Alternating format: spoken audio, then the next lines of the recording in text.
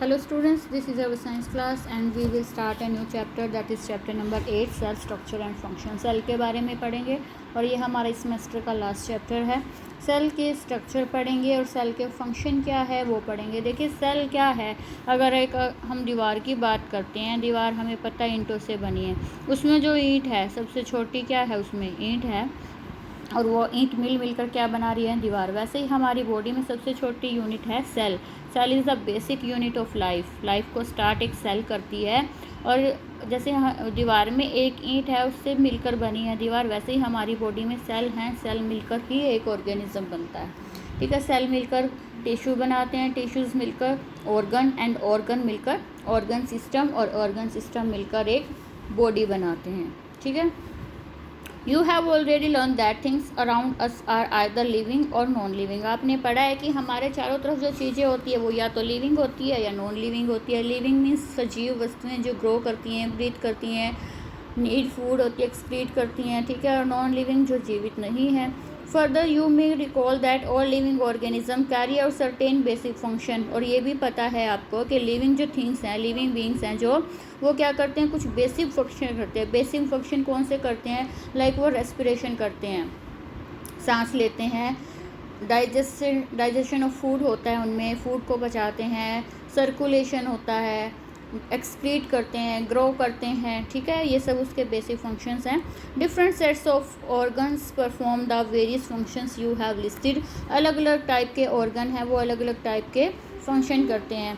In this chapter you will learn about the basic structure unit of an organ के बारे में पढ़ेंगे हम। जो सबसे बेसिक यूनिट क्या है उसकी, सेल के बारे में पढ़ेंगे। सेल में भी कंपेयर टू ब्रिक्स, देखो इन्होंने भी कह दिया कि हम ईंटों से तुलना कर सकते हैं कि जब दीवार बनती है तो उसमें ईंटें जचाई जाती है, उसी तरह सेल्स को इकट्ठा करके एक बॉडी या ऑर्गेनिज्म बनाया जाता है। डिस्कवरी ऑफ सेल की खोज कब हुई थी, किसने सबसे पहले देखा? रॉबर्ट हुक थे 1665 में, जिन्होंने कॉर्क होती है जो पेड़ों की छाल होती है उसका पीस, ठीक है, उसके पीस को मैग्नीफाइंग डिवाइस, मतलब एक सिंपल मैग्नीफाइंग डिवाइस था जो चीज़ों को बड़ा करके दिखाता है। उसके अंदर उन्होंने देखा तो यहाँ पे जैसे छत्ता नहीं होता मधुमक्खी का, टाटियों का, वैसे उसे अंदर स्ट्रक्चर दिखाई दी। मतलब एक कमरा है जिसके चारों तरफ दीवार है, उससे जैसे ऐसे कमरे से दिखाई दिए, जैसे छत्ते में होता है उसको वैसे दिखाई दिए।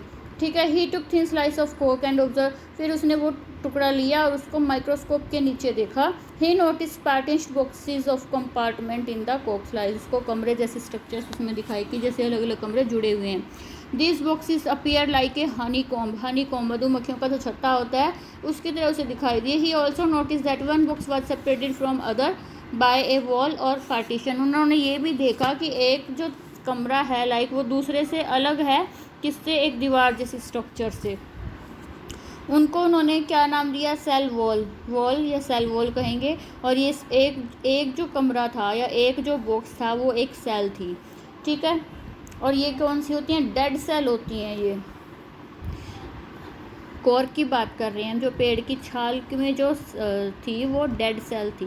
Sales of living organism could be observe only under the discovery of improved microscope. जो सेल है, किसी भी ऑर्गेनिज्म की सेल है, उसको सिर्फ एक माइक्रोस्कोप के नीचे देख सकते हैं। Very little was known about the cell for the next 160 year. Robert Hooke ने जब ये कॉर्क देखी माइक्रोस्कोप के नीचे, उसके 150 साल तक बहुत ज़्यादा नहीं पता था सेल्स के बारे में। Today we know a lot about cell structure and its function because of improved microscope, क्योंकि उस टाइम जो माइक्रोस्कोप था वो इतना ज़्यादा अच्छा नहीं था, इतना इम्प्रूव नहीं था कि उसको और डिटेल में पढ़ सके। लेकिन उसके बाद जो माइक्रोस्कोप अब जो माइक्रोस्कोप है वो बहुत ही अच्छे हैं, उनकी पावर बहुत हाई है, तो उनके नीचे उनको डिटेल में पढ़ा जा सकता है। नेक्स्ट इज सेल क्या है, both bricks in a building, किसी भी बिल्डिंग में जो ईंटें हैं, और cell in the living organism are basic structure unit. Basic structure है मतलब यहीं से कोई भी चीज़ बनी है। The building through built of similar bricks, दीवार में हम क्या देखते हैं कि एक जैसे ईंटें लगी हुई है, लेकिन उनके डिज़ाइन अलग हैं, शेप अलग है, साइज़ अलग है। ठीक है, जैसे कमरे का डिज़ाइन अलग है। Similarly in the living world, इसी तरह लिविंग वर्ल्ड में क्या होता है, ऑर्गेनिजम्स होते हैं वो एक दूसरे से अलग करते हैं, लेकिन बने तो सभी सेल से हैं, लेकिन सबकी शक्ल अलग है, सबके काम करने का तरीका अलग है, सब काम करने की स्पीड अलग है, समझ में आ गया। सबके जो ऑर्गन है, जो अंग है, उनकी कैपेसिटी काम करने की अलग है। बने सारे सेल्स से हैं, लेकिन सब में क्या है, शेप साइज में डिफरेंस है। देखिए यहाँ पे क्या आता है, a hen egg can be seen easily. Hen का अंडा है वो हम देख सकते हैं आराम से। तो क्या ये एक सेल है या इसमें बहुत सारी सेल्स होती हैं? The egg of a hen represent a single cell. देखिए जो हैन का अंडा है वो एक ही सेल है, एक सेल है। And is big enough to seen by the unaided eye, और वो इतना बड़ी है कि हम उसको ऐसे बिना माइक्रोस्कोप के देख सकते हैं। Next, organisms show variety in cell number, shape and size. Organisms है वो शेप साइज में, सेल के नंबर में अलग अलग होते हैं। How do scientist observe and study the living cell. वैज्ञानिकों ने कैसे देखा, कैसे देखते हैं वो लिविंग सेल को, कैसे स्टडी करते हैं? They use microscope which magnifying object. वो माइक्रोस्कोप का यूज़ करते हैं जो चीज़ों को बड़ा करके दिखाता है। Stains are used to colour part of the cell. Stain dyes का यूज़ किया जाता है क्योंकि सेल होती हैं वो कलरलेस हो सकती है। तो अगर हम उसको ऐसे ही माइक्रोस्कोप के नीचे देखेंगे तो वो गिलास, हम एक जो स्लाइड लेते हैं वो कांच की होती है, अगर वैसा ही कलर उसका हुआ तो हमें बहुत ज़्यादा क्लियर नहीं होगा कि हम क्या देख रहे हैं। इसलिए उनको कलर कर दिया जाता है ताकि वो हमें दिखाई अच्छे से दे। There are millions of living organisms. बहुत सारे लिविंग ऑर्गेनिजम्स हैं। There are of different shape and size, और उनका साइज और शेप अलग अलग होती है। Their organs also vary in shape, size and number of cell. जो उनके अंग हैं, सेल्स मिलकर ऑर्गन टिश्यू बनाते हैं, टिश्यू मिलकर ऑर्गन्स बनाते हैं। और जो उनके ऑर्गन्स हैं वो भी शेप, साइज और नंबर ऑफ सेल्स उसमें कितनी है उनमें डिफरेंट होते हैं। आइए हम उनके बारे में जानते हैं। First is number of cell. Can you guess the number of cell in a tall tree. एक बड़े पेड़ में या एक बहुत बड़ा एनिमल है जैसे कि एलिफेंट, उसमें कितने सेल्स होंगी? The number runs into billions और ट्रिलियंस, मतलब अरबों खरबों में जाएगा नंबर अगर हम काउंट करेंगे। Human body has trillion of cells which very in shape. Humans में भी इतनी सेल्स होती हैं जो शेप और साइज़ में अलग अलग होती है। Different group of cell perform में different function, variety of function, मतलब वो सेल्स एक जैसी सेल मिलकर एक ग्रुप बना लेती हैं और वो अपना अलग काम करेंगी, अलग साइज, शेप और साइज़ की होंगी, वो अलग ग्रुप बनाएंगी, वो अपना अलग फंक्शन करेंगी।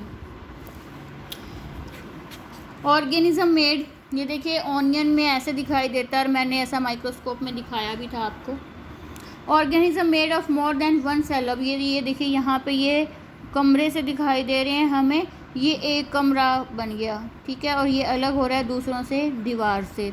ये बीच में न्यूक्लियस होता है, ठीक है, तो ये सेल्स हैं। Organisms made of more than one cells are multicellular. देखिए ऑर्गेनिज्म हो सकता है एक सेल से बना हो या एक से ज़्यादा सेल से बना हो। तो जो एक सेल से बनेगा जिसमें सिर्फ एक ही सेल होगी उसको कहेंगे यूनिसेलुलर। यूनी मीन्स एक, यूनिसेलुलर, ठीक है। और जो एक से ज़्यादा आ जाएगा तो उसे क्या कहेंगे, multi cellular organisms. The number of sales being less in smaller organisms does not in any way. ऐसा नहीं है कि अगर कोई छोटा सा जीव है तो उसमें नंबर कम होंगे सेल्स के। अफेक्ट द फंक्शनिंग, या फिर अगर कोई ऑर्गेनिज्म एक ही सेल से बना है तो उसके फंक्शन नहीं होंगे। देखिए लिविंग ऑर्गेनिज्म क्या क्या फंक्शन करते हैं, वो खाना खाते हैं, फूड चाहिए, उसको डाइजेशन भी करते हैं, उसका एक्सक्रीशन भी करते हैं वेस्ट मटेरियल का, ग्रो करते हैं, मूव करते हैं, ठीक है। ये कुछ सिंपल एग्जांपल दे रही हूँ। तो चाहे वो ऑर्गेनिज्म एक सेल से बना हो या बहुत सारी सेल से बना हो, वो एक सेल्स वाला भी वही सारे काम करेगा और बहुत सारी सेल्स वाला भी वही काम करेगा, सिर्फ क्वालिटी का डिफरेंस होता है। समझ में आया? तो यहाँ पे क्या है कि उसमें कम नंबर है तो इसका मतलब ये नहीं है कि वो अच्छे से काम नहीं करेगा। You will be surprise to know that an organism with billions of cells begin life, कि हमारे अंदर ट्रिलियन ऑफ सेल्स होती हैं, लेकिन हम भी स्टार्ट कहाँ से करती हैं, जब हम भी बच्चे बनते हैं अपनी माँ की कोख में, तो सिर्फ एक सेल से स्टार्ट होती है हमारी लाइफ भी। हम भी एक सेल होते हैं और एक सेल से ग्रो करते करते हम एक एडल्ट बनते हैं। The fertilised egg cell multiplies, उसकी जब एक सेल होती है तो वो डिवाइड होना स्टार्ट कर देती है, बहुत सारी बन जाती हैं, उसके बाद ऑर्गन्स बनते हैं, ऐसा होता है। Look at figure 8.3। And we both organism are made up of single cell. ये क्या है, अमीबा है और ये पैरामीशियम है, ये दोनों एक ही सेल से बनी है, लेकिन फिर भी ये सारे काम करती हैं। ये खाना भी खाते हैं, ये मूव भी करते हैं, ये डाइजेशन ऑफ फूड भी करते हैं, एक्सक्रीशन भी करते हैं, ठीक है। A single celled organism perform all the necessary function, वो भी सारे फंक्शन करेगा जो मल्टी सेलुलर ऑर्गेनिज्म करता है। A single celled organism like amoeba captures and digest food, के सिंगल सेल वाला जो ऑर्गेनिज्म है वो अमीबा है, वो खाना लेती भी है, खाना पचाती भी है, रेस्पायर भी करती है, एक्सक्रीट भी होता है, ग्रो भी करते हैं, रिप्रोड्यूस भी करते हैं। Similar functions in the multi cellular, हम भी यही सारे फंक्शन करते हैं, ठीक है। शेप ऑफ सेल हम नेक्स्ट वीडियो में करते हैं।